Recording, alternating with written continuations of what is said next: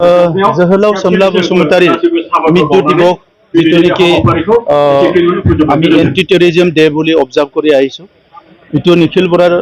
ছাত্ৰ সন্থাৰ নেতৃত্বত 1996 পৰাই অবজাৰ্ভ কৰা হৈছে আৰু যি সন্ত্ৰাস যিটো কাম কাৰ্য ইটো সেই সময়ৰ পৰাই বিৰোধিতা কৰি অহা হৈছে আৰু এইবিলাকৰ কাৰণতে হওক বা বিভিন্ন কাৰণতে হওক আজি বড়োলেণ্ডত স্থায়ী শান্তি ঘূৰি আহিছে আৰু এনেকুৱা সময়ত আমি সকলো মিলি পেলাই সমাজখন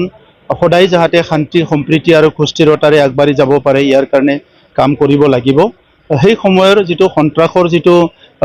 ৰং আছিলে কালাৰ আছিলে সেইটো বেলেগ আছিলে আৰু আজিৰ সন্ত্ৰাসৰ যিটো কালাৰ সেইটো বহুত সম্পূৰ্ণ বেলেগ হৈ গ'ল। কিন্তু আজিও সমাজক কেতিয়াবা কেতিয়াবা অস্থিৰ কৰাৰ কাৰণে সমাজত বিভিন্ন সমস্যা সৃষ্টি কৰাৰ কাৰণে বিভিন্ন ৰঙৰ বিভিন্ন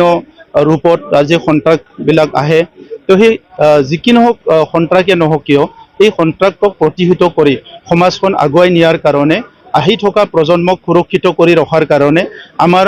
সকলোৰে যিটো উদ্দেশ্য সুস্থ সমাজ গঠন কৰা সেই উদ্দেশ্যৰে আগবাঢ়ি যাবৰ কাৰণে আমি সদায় সজাগ হৈ থাকিব লাগিব। গতিকে নিখিল বড়ো ছাত্ৰ সন্থাই সমাজখনক সজাগ কৰি ৰখাৰ কাৰণে নিখিল বড়ো ছাত্ৰ সন্থাই সমাজখনক এটা সঠিক পথত আগবাঢ়ি নিয়াৰ কাৰণে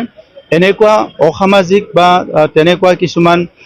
সন্ত্ৰাসবাদীৰ কামবিলাক বা সন্ত্ৰাসিত কৰা কামবিলাক দূৰ কৰাৰ কাৰণে এই কাৰ্যসূচীটো সদায় লয় আৰু আমি সকলো অংশগ্ৰহণ কৰোঁ। আৰু আজি মই ইয়াত অংশগ্ৰহণ কৰি জহলাও চমলা বসুমতাৰীৰ স্বৰ্গীয় আত্মাৰ প্ৰতি মই শ্ৰদ্ধা জনাইছোঁ আৰু তেখেতৰ পৰিয়ালবৰ্গ সহধৰ্মিনী আৰু সকলোলৈ মোৰ তৰফৰ পৰা মোৰ মৰম আৰু শ্ৰদ্ধা মই জনাইছোঁ।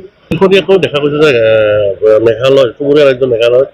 মানে আপোনাৰ টুৰিষ্টৰ ক্ষেত্ৰত লৈ কেনে অসমৰ বাহন নিষিদ্ধ কৰা বা তেনেকুৱা ধৰণৰ ছাত্ৰ কিবা এটা কৰি আছে। এইবিলাক সময়ে সময়ে হৈ থাকিব আৰু ইয়াৰ নিজা নিজা জাতীয়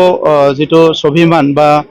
স্বনিয়ন্ত্ৰণৰ কথাক লৈ সকলো শংকিত হৈ সময়ে সময়ে তেতিয়া এনেকুৱা কাৰ্যবিলাক কৰে। গতিকে আজি কোনে কাৰেক্ট কোনে ভুল মই সেইটো ক'ব বিচৰা নাই, কিন্তু আজিও বহুতখিনি জনগোষ্ঠীবিলাকে নিজকে অসুৰক্ষিত বুলি ভাবে আৰু নিজকে সুৰক্ষিত কৰি ৰখাৰ কাৰণে বিভিন্ন পন্থা বিভিন্ন আঁচনি হাতত লৈ মোৰ আহ্বান এইটোৱে, যি চিন্তাই নকৰোঁ কিয় যি আঁচনিয়ে নলওঁ কিয় এইটো আমাৰ মাজত যিটো সম্বন্ধই আমাৰ মাজত এইটো মৰম স্নেহ বিশ্বাস সেইটো দূৰ কৰাৰ কাৰণে হ'ব নালাগে, আমাৰ মানুহসকলক মানে ভয় খোৱাৰ কাৰণে হ'ব নালাগে। গতিকে আজিৰ সময়ত অৰ্থনীতি উন্নয়নৰ কাৰণে টুৰিজিমটো বহুত এটা ইম্পৰ্টেণ্ট পাৰ্ট হয়, কিন্তু এট দি ছেম টাইম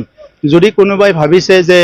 তেখেতসকলে অসুৰক্ষিত হৈছে কিবা এটা কাম কৰিছে তে সেই সময়ত তেখেতসকলে এইটো নজৰ ৰাখিব লাগে যাতে কোনো ধৰণৰ হিংসা নহয়, কোনো ধৰণৰ মানুহৰ হাৰাশাস্তি নহয়।